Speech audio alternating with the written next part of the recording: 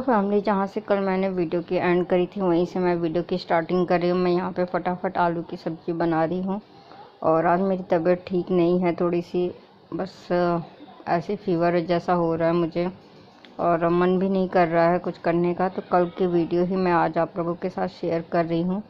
जहाँ से मैंने वीडियो का एंड करा था सोचा वहीं से वीडियो शेयर करूँ आप लोगों के साथ। तो फटाफट मैंने सब्ज़ी बनाई और उसके बाद थोड़ा मार्केट जाऊंगी कुछ सामान वगैरह लेने के लिए। तबीयत पता नहीं क्या ही हो रहा है, तो क्या बोलूँ मैं समझ नहीं पा रही हूँ।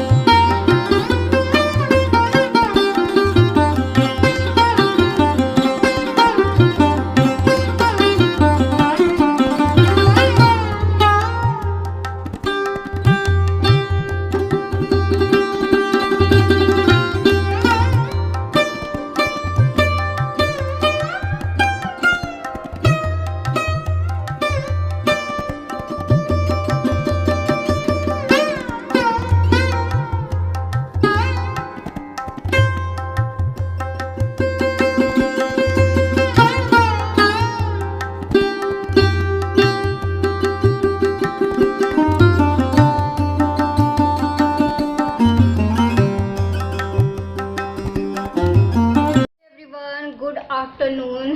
तो मैं नहा के ही आ गई और सब्जी बन गई है मेरी, सारे काम हो गए हैं। मैंने सोचा कि बालों पे पानी डाल के नहा लेती हूँ। बाल मैंने धोए नहीं है लेकिन पानी डाल के नहा लिया क्योंकि मेरे को अजीब सा लग रहा था, बाल ऐसा गंदा गंदा सा फील हो रहा था। तो इस वजह से कल संडे है, कल मैं बाल धो के नहाऊंगी और अपने लड्डू गोपाल को भी नहला दिया मैंने। चलते हैं, इनका भोग बनाते हैं। लड्डू गोपाल, ठंडे ठंडे पानी आ रहे हैं। अब मौसम चेंज हो रहा है तो मैं थोड़ा पानी गुनगुना करके नहलाऊंगी इनको, क्योंकि अब लास्ट है। क्योंकि हमें जब ठंड लग रही तो जाहिर सी बात है इनको भी ठंड लग रही होगी, इसीलिए अब मैं इनको ठंडे ठंडे पानी से नहीं नहलाऊंगी, थोड़ा सा गुनगुना पानी करके नहलाया करूंगी। तो मिलिए हमारे लड्डू गोपाल से, नहा धोकर आ गए हैं।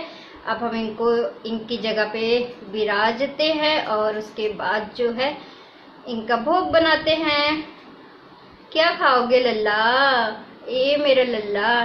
तो इनके लिए मैं एक रोटी बनाऊंगी और दही वगैरह मंगाऊंगी, या फिर देखते हैं कुछ तो मैं इनके लिए अलग से बनाऊंगी। ये है हमारे लड्डू गोपाल। लल्ला नहा धो के रेडी हो गया मेरा लल्ला, नजर ना लगे मेरे लल्ला को, किसी की नजर ना लगे। तो ये है हमारे छोटे से लड्डू गोपाल। चलिए इनको हम बैठा देते हैं। और नहाने के बाद इतना फ्रेश फील हो रहा है कि मैं क्या ही बोलूँ। सच्ची में अगर मन को नहीं बदलती नहीं नहाती तो और भी बेकार बेकार फील होता है। इसीलिए मैंने सोचा कि चलो यार नहा ही लेते हैं। और थोड़ा सा आलस, जब ठंडी स्टार्ट होती है तो थोड़ा थोड़ा आलस आता है नहाने में, तो मैंने हिम्मत करके नहा ही लिया। तो चलिए ये भी नहा धो के रेडी हो गए हैं। अब इनका हम भोग वगैरह खिलाते हैं, फिर आप लोगों से मिलती हूँ। तो मैंने अभी फ़िलहाल लड्डू गोपाल को पालने में बैठा दिया है। वो देखिए झूला झूल रहे हैं और मैंने अभी उनको थोड़ा फ्रूटी दिया है पीने के लिए। तो चलो मैं थोड़ा सा रेस्ट करने जा रही हूँ। मैं बहुत ज़्यादा ही थक गई हूँ काम करते करते। मैंने अक्सर देखा है कि जो बुरे लोग होते हैं उनसे तो भगवान भी डरते हैं, और अच्छे लोगों के साथ कभी अच्छा नहीं होता है। जिसके पास होता है भगवान उसको ही देता रहता है। जिसके पास कुछ नहीं होता वो वाकई बहुत परेशान होते हैं अपनी ज़िंदगी में। और बुरे लोग जितने भी हैं, जितने भी बुरे कुकर्म करते हैं, वो हमेशा बहुत सुखी से रहते हैं। उनके पास सब कुछ होगा, उनको भगवान का भी डर नहीं होता। और मैंने अब आज के टाइम पे अगर आप देखोगे तो जितने भी बुरे लोग हैं उनसे सच में भगवान भी डरता है कि नहीं भैया इसका बुरा मत करो, ये तो शैतान है। तो अच्छी गारंटी के साथ आप लिखित में ले लो कि अच्छे लोगों के साथ कभी जो है ना वो जितने दुनिया में अच्छे लोग होंगे ना वो परेशान ही होंगे, किसी न किसी कारण से, किसी न किसी रीजन से वो अपनी ज़िंदगी में ना परेशानी चलते रहेंगे। और जितने बुरे लोग होंगे ना उनके पास पैसा भी होगा, सब कुछ होगा, बहुत सारे लोग बोलने आएंगे तो तुमको क्या जलन है। मुझे जलन नहीं है, मैं सिर्फ और सिर्फ अपने मन की बात बता रही हूँ। मुझे तो किसी से कोई जलन कभी थी नहीं और ना कभी होगी, क्योंकि क्यों जलन करके क्या मुझे कुछ मिल जाएगा, या कोई हमसे जलन करेगा तो उसको मिल जाएगा। कभी किसी की ज़िंदगी को देख के ना जलना नहीं चाहिए। मैं तो सिर्फ इतना कह रही हूँ कि बुरे जितने भी बुरे लोग होते हैं ना उनसे तो भगवान भी डरते हैं। और आप जितना अच्छा बन के चलोगे ना लोग उतना ही आपका फ़ायदा उठाते हैं और आपके अच्छाई का फ़ायदा उठाते हैं, अपना मतलब निकाल के बस चलते रहते हैं। जब लोगों को अपना मतलब होता है तब लोग आपको याद रखते हैं या फिर याद करते हैं। जब उनका मतलब ख़त्म हो जाता है तो आपको ऐसे निकाल के फेंक देते हैं जैसे दूध में से मक्खी निकाल के कोई फेंक देता है।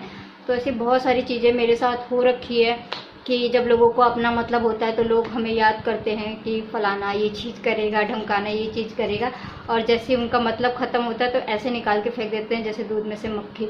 मेरे और मेरे हस्बैंड के साथ तो ऐसे बहुत, मेरे हस्बैंड अब तो शादी के बाद इतनी सारी चीज़ें जो है ना इस तरफ से हुई है कि ऐसी ऐसी चीज़ें हम लोगों के साथ की गई है ना कि जिस मतलब जो बर्दाश्त से बाहर है। मतलब आप उम्मीद भी नहीं कर सकते कि ये इंसान हमारे साथ ऐसा कर सकता है, हमारे बच्चों के साथ ऐसा कर सकता है। अपने खुद के बच्चों के साथ कोई कैसे इतना अन्याय कर सकता है, नहीं कर सकता ना। हमें तो कोई देखने भी नहीं आता, कभी कोई ये भी नहीं पूछने आता कि इस महीने तुम्हारे पास रेंट देने के लिए नहीं है तो तुम रेंट कहाँ से दोगे, तुम्हारे पास पैसा नहीं है तो तुम्हारे बच्चे क्या खाएंगे। कभी कोई देखने नहीं आया, कभी कोई पूछने नहीं आया। इनफैक्ट मेरे को ना 10 साल बीत गए और हम दोनों के झगड़े का कभी भी, हमारा जो झगड़ा हुआ है, बड़े से बड़ा जो झगड़ा हुआ है हम दोनों का, हस्बैंड वाइफ का, कभी हम दोनों का आपसी रंजिश की वजह से कभी भी नहीं हुआ है। कभी हम दोनों का नहीं हुआ। हमेशा थर्ड पार्टी को लेके ही झगड़ा हुआ है कि तुम चीज़ों को समझो, तुम अपने आंखें खोलो, तुम देखो क्या कुछ, यही सब चीज़ों को मतलब हमेशा सच और झूठ को लेके ही झगड़ा हुआ है। तो बहुत टाइम लग गया समझने में, इस चीज़ को समझने में कि क्या तुम्हारा अच्छा है, क्या तुम्हारा बुरा है, तुम्हारे लिए तुम्हारे परिवार के लिए कौन अच्छा है, कौन बुरा है, क्या तुम्हारे ज़िंदगी की जो गाड़ी है कोई थर्ड पर्सन चला देगा। बहुत टाइम लग गया, ये चीज़ मेरे हस्बैंड को समझने में बहुत वक्त लगा। मैं बहुत झेली हूँ, बहुत सही हूँ। बहुत आसान होता है लोगों के लिए कहना कि तू ऐसी होगी तो तुम ऐसे लोग मिले होंगे। जी नहीं, ज़रूरी नहीं है कि हम ऐसे हैं तो ही लोग हमें ऐसे मिले होंगे। लोगों का, हर किसी का अपना अपना नेचर है। लोग आपको किस नज़रिए से देख रहे हैं, लोग, बहुत सारे लोग दुनिया में आज भी ऐसे हैं जो बहू को बहू ही मानते हैं, बेटी नहीं मानते हैं। बहुत सारे लोग अपने बहू को बेटी मानते हैं, तो वो उनकी किस्मत होती है, किस्मत की बात होती है। हो सकता है कि मेरी किस्मत ना हो ऐसी, तो ये सारी चीज़ें ना समझने की बात होती है। लेकिन कहते हैं ना जिस पे बीतता है उसी को पता होता है। हर कोई आपके दिल की बात नहीं समझ सकता है। चीज़ें सबके साथ होती है, ऐसा नहीं है। बहुत सारे लोगों के ससुराल वाले जो लोग दिखावा करते हैं हमारे ससुराल वाले बहुत अच्छे हैं, ऐसा है, क्या पता पीठ पीछे अच्छे ना हो। और सोशल प्लेटफॉर्म पे बहुत सारे लोग अच्छा भी दिखाते हैं, लेकिन हकीकत कुछ और ही होती है। अभी आप सचदेवा को ही ले लो, स्नेहा सचदेवा की जो सच्चाई सामने आई है आप लोग सबके सामने, तो देखने में वीडियोस में कितना अच्छा लगता हो ना, कितनी हैप्पी फैमिली, बच्चा, सास कितनी अच्छी है, ननद कितनी अच्छी है। लेकिन जब सच्चाई आई तो सबको पता चला ना कि आखिर में सच क्या है। तो हर ज़रूरी नहीं कि सोशल प्लेटफॉर्म पे हर चीज़ आपके सामने जो आपको अच्छा दिखता हो वो अच्छा ही हो। वो उसके पीछे का भी बहुत सारे सच होते हैं जो इंसान सोशल प्लेटफॉर्म पे नहीं शेयर कर पाता है। तो कभी ना कभी सामने अगर आता है तो इंसान शॉक्ड हो जाता है, शॉक में हो जाता है कि अच्छा ये सच्चाई थी। तो ये सारी चीज़ें होती है। ज़रूरी नहीं कि हर कोई आपके ज़िंदगी में अच्छा ही हो, और ज़रूरी नहीं कि आप बुरे हो तो इसलिए आपको बुरे लोग मिल रहे हैं। तो मेरे यूपी में एक कहावत है कि जैसे को तैसा मिले, मिले नीच को नीच। तो मैं इतना ही जानती हूँ कि जो जैसा करेगा उसके साथ वैसा ही वो इंसान भरेगा। अगर आज मैं किसी के साथ बुरा कर रही हूँ तो मुझे भी बुरा ही मिलेगा, मेरे साथ भी बुरा ही होगा। लेकिन जब आप अच्छा करते हो लोगों के साथ फिर भी आपको बुराई मिले, तब आप क्या कहोगे? तब तो इंसान भूलने के लिए नहीं आता ना। तो इसलिए दुनिया की परवाह मत करो, बहुत बहुत बहुत सहा है। सबसे बड़ा मेरे लाइफ का डिसीज़न जब मैं जयपुर गई थी तब मैंने लिया था, अपनी ज़िंदगी का सबसे बड़ा डिसीज़न। तब मेरे हस्बैंड को रियलाइज़ हुआ था अब कि परिवार की अहमियत क्या होती है, एक फैमिली की अहमियत क्या होती है, क्या सच है क्या झूठ है। तो सच, कभी कभी सच सामने लाने के लिए भी आपको बहुत बड़े बड़े डिसीज़न लेने पड़ते हैं। तो यही मैं बोलना चाहती हूँ कि अगर आप किसी को बताना चाहते हो और आप किसी को समझा रहे हो, उस इंसान को समझ में नहीं आ रहा, उसे 10 साल बीत जा रहे हो, उस इंसान को समझ में नहीं आ रहा है, तो आप कोई एक ऐसा बड़ा स्टेप ले लो, फिर उसको समझ में आ ही जाएगा, कहीं ना कहीं रियलाइज़ हो ही जाएगा कि क्या आखिर में सच क्या था। तो इसलिए मेरा वो बड़ा डिसीज़न कहीं ना कहीं मेरे लाइफ के लिए काम ही आया कि चलो इंसान को समझ तो आया कि हाँ क्या सही है क्या गलत है, उसके अच्छे के लिए उसके बुरे के लिए। तो जब आँख खुली जब ही सवेरा हो गया। और चलो मुझे मेरी ज़िंदगी को संवरने के लिए मुझे समझने के लिए 10 साल लग गए, और ऐसी शादी में भी, लव मैरिज में भी इतना टाइम लग गए। तो कोई बात नहीं, चलो वीडियोस में देखते हैं क्या कोई अलग। मेरे को लग रहा है मेरी वीडियो बहुत लंबी चौड़ी बनने वाली है। खैर चलिए, बर्तन वगैरह, रोटी का आटे का डोंगा धो दिया, चौका बेलन चिमटा सब धो दिया, बस तावा रह गया है, क्योंकि जब भोग बनता है तो पूरा सब कुछ साफ़ सुथरा करके ही बनता है। बिल्कुल भी इन सब चीज़ों का ना मैं बहुत ज़्यादा ख्याल रखती हूँ। और ये सरादे लग गया है, अभी ख़त्म हो तब तो कुछ चीज़ों की तैयारी भी शुरू हो। सरादे ख़त्म होगी, नवरात्रि स्टार्ट हो जाएगा, हमारे घर में नवरात्रों की तैयारी शुरू हो जाएगी। नवरात्रि हम करते हैं और उसके बाद टाइम नहीं मिलेगा चीज़ों की प्रिपरेशन करने की, तैयारी करने की। बहुत मतलब कुछ समझ में नहीं आ रहा कि सब चीज़ कैसे मैनेज होगा, लेकिन चलो देखते हैं।